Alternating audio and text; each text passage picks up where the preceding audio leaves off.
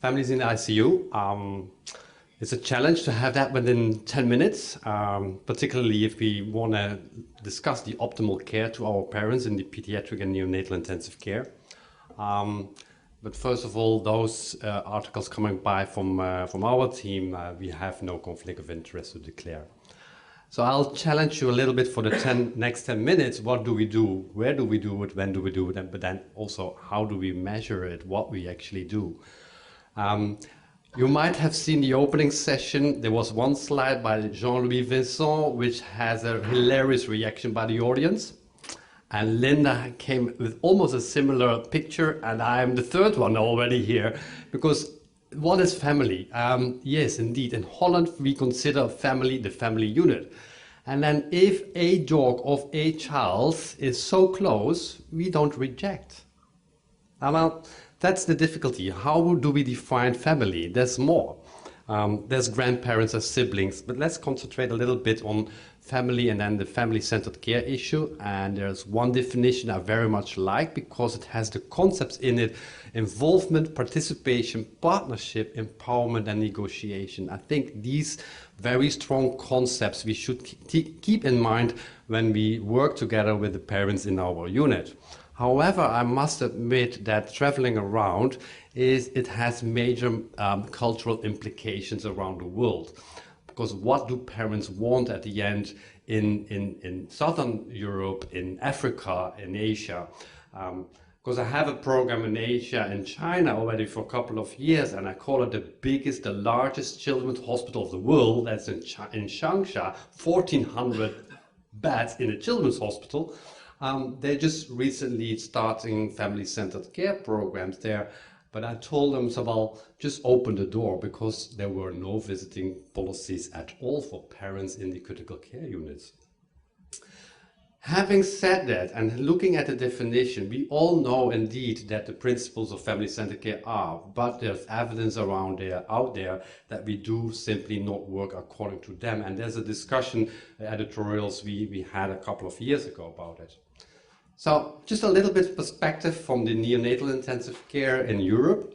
You see the diversity already in Europe, where in Sweden, Denmark, UK, there's the gray bars is allow both parents for 24 hours, and then it goes down to 24 hours, and visiting duration is unlimited, so they can stay as long as they want. Visit duration unlimited and no other restrictions, whatever comes in. Whatever they ask, it's allowed. And visit duration unlimited, no other restriction, and visit allowed during medical rounds. So the Scandinavian countries are pretty liberal. Yes, in Holland, meanwhile, we have it on 100% here. But even during rounds, it depends on what your definition of a round is, because we don't do rounds, bedside rounds anymore in the neonatal department. We have it all electronically. We got all the files in a closed room together, multidisciplinary. So just not to disturb the noise in the unit. That was our sort of major vision. But you go more down to Spain and Italy, there you see already enormous difference if the units in those Southern European countries open the doors for parents. So parents during rounds, are there facts and myths? There is gradually coming more evidence available that they look at what's the implication if we invite parents during rounds. It is associated indeed with a single unit ICUs and multiple bed units. Single bed units, mostly people would say, our colleagues would say, the privacy issue is not there anymore. But on the other hand, last year I had a lovely discussion in the nursing and critical care about privacy and confidentiality. I think if you go, for example, to the waiting room and sit there for 1 hour, you will listen parents talking the full medical records to each other. So is privacy really an issue for us? The evidence, the current evidence, there are a couple of papers available that 5% of parents would give it an issue. The 95% privacy in the ICU, it's not an issue for them. So it's a myth for us. Length of time, presence has no effect on the length of time of the round. Privacy, I already discussed, and teaching, it reduces teaching time. Well, it's not true. If you look at the rounds where the parents are present and you have clear guidelines that listen, mom and dad, we're coming back after the round with you, we have questions and answers, or if you have one question, that's fine, a burning question, but it's mainly for teaching and planning our daily care plan, then it really, if you communicate that to the parents, it really is not a matter and it doesn't extend the length of time. Another very controversial issue still in Europe as well as in other parts of the region of the world is, do we allow parents during CPR of the child, yes or not?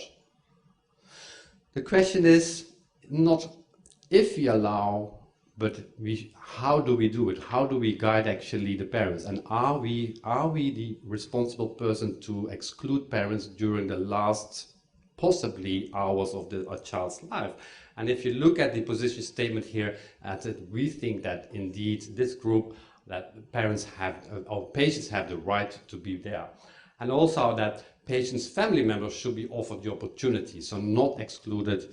But then we would say support should be given by a proper qualified healthcare professional.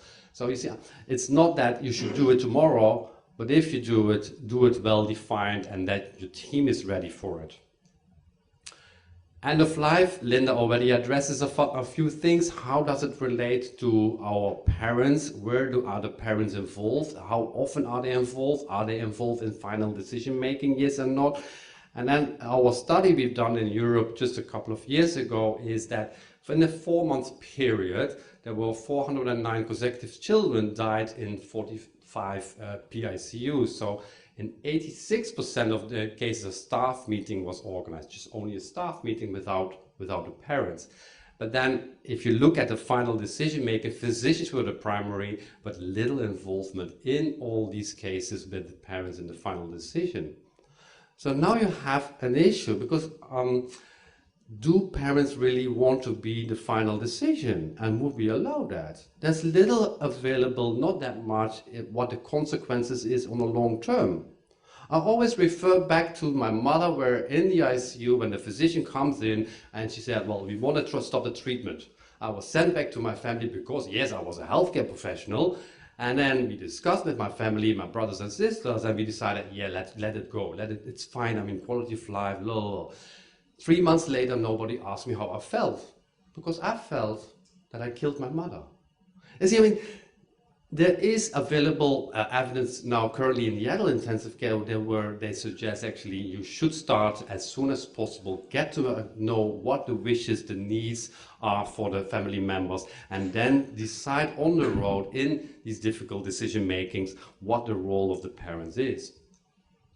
So do we know what parents want, yes or no? We look at it in Holland in all our 8 PICUs, and just a couple of examples. In a questionnaire with a scoring system 1 to 10, so 10 was very important, extremely important, parents are informed about adverse effects of the medication and correct medication at the right time.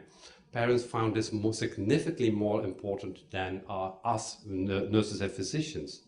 Well, now, this is possibly a time frame issue, because the time we've done this survey, it was a big issue in the national newspaper. We had a couple of medical errors and patients died.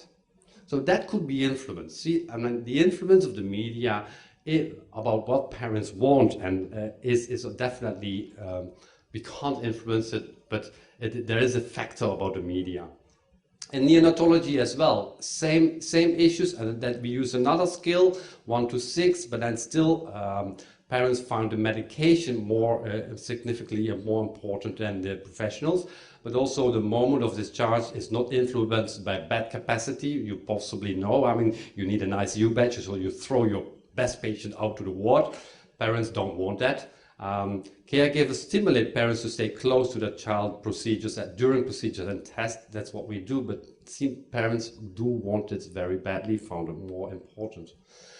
So at the end, if you want to measure what we do, family-centered care issues, is then in our unit, well, actually in all units in neonatology and PICU in the Netherlands, we had an empathic program where we said family-centered care domains were actually related to information, communication, care, cure organization, parental participation, and the professional attitudes. And we think we need to know their experiences, which are influenced by the demographic variables, socio-cultural background, and others. So at the end, we think we should need our parent satisfaction outcomes and learn from them. From these outcomes, currently in the neonatology, we have a quality improvement project. So it's a model that it circles around into a quality circle as well. So just to finish up and state that parents are indeed not visitors in the ICU. So thank you very much for your attention.